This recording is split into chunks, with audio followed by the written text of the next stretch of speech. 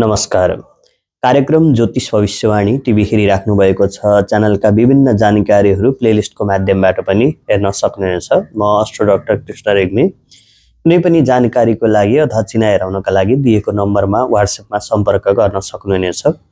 आजको टिप्स रहेको छ वास्तु टिप्स सानो पसलको लागि। यो चाहिँ एकदमै व्यापारको लागि चाहिँ मध्यनजर गरिएर भन्दैछु।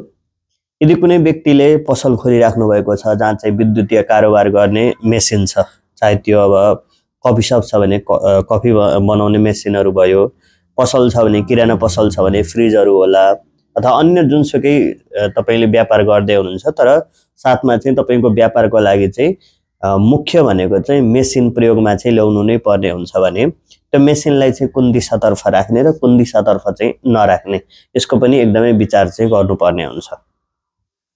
वास्तु अनुसारले हामीहरूले वास्तुहरू हेर्दाखेरि चाहिँ जहिले पनि पञ्चतत्त्वलाई चाहिँ हेरिन्छ र पञ्चतत्त्वको चाहिँ ब्यालेन्सहरू बनाउनु पर्ने हुन्छ। जहाँ चाहिँ तपाईको आगो राख्नु पर्ने हो त्यहाँ चाहिँ तपाईले यदि पानी राख्नु भयो भने आगोलाई चाहिँ निभाउने कामहरू गरिन्छ। जहाँ चाहिँ पानी राख्नु पर्ने हो त्यहाँ चाहिँ आगो राख्नु पनि भएन। यी कुराहरूलाई पनि अलिकति ध्यान दिएर हेर्दाखेरि चाहिँ यदि जहाँ चाहिँ तपाईको पसल छ, पसलमा तपाईको पुरा घर नहेरेर पसलभित्रको अवस्था चाहिँ हेर्नुपर्ने हुन्छ। चारैवटा दिशाहरूको चाहिँ अवस्था हेर्नु होला र हेर्दाखेरि चाहिँ कहिलेकाहीँ अन्दाजको भरमा चाहिँ नहेर्नु होला। तपाईको मोबाइलमा पनि कम्पास हुन्छ, त्यसको आधारमा दिशाहरू के कता छ त्यो हेरेर तपाईको मसिन यदि मेसिन कुनै पनि प्रकारको मेसिन चाहिँ उत्तर दिशामा छ भने त्यहाँबाट हटाएर चाहिँ दक्षिण अथवा पूर्व दक्षिण साइडतिर चाहिँ राखिदिनु होला।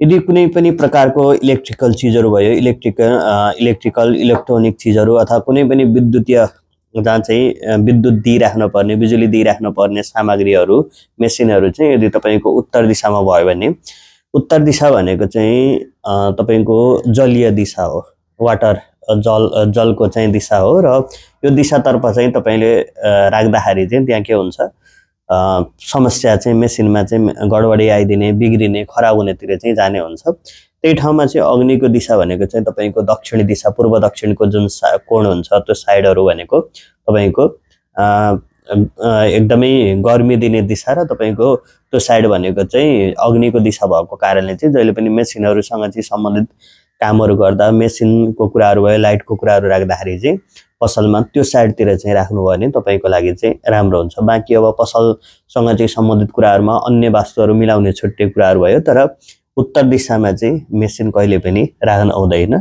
मेसिन राख्दाखेरि जहिले पनि दक्षिण अथवा पूर्व दक्षिणतिर राख्दाखेरि चाहिँ राम्रो हुन्छ र मेसिन राख्दाखेरि चाहिँ जहिले पनि अलिकति सुरक्षित ढङ्गले राख्दाखेरि चाहिँ राम्रो हुन्छ। अब उत्तर दिशातिर राख्दाखेरि चाहिँ के हुन्छ भन्दाखेरि चाहिँ अब कि त मुसाले दार काट्देलान्, कि त पानी पर्ला, केही न केही कारणले चाहिँ खराब भएर चाहिँ बिग्रिने चान्सहरू भनेको चाहिँ अलिकति बढी हुन्छ। त्यही भएर आफ्नो व्यापारमा सुधार ल्याउनको लागि चाहिँ केही परिवर्तन आफ्नो तर्फबाट पनि तपाईले गर्न सक्नुहुनेछ। धन्यवाद।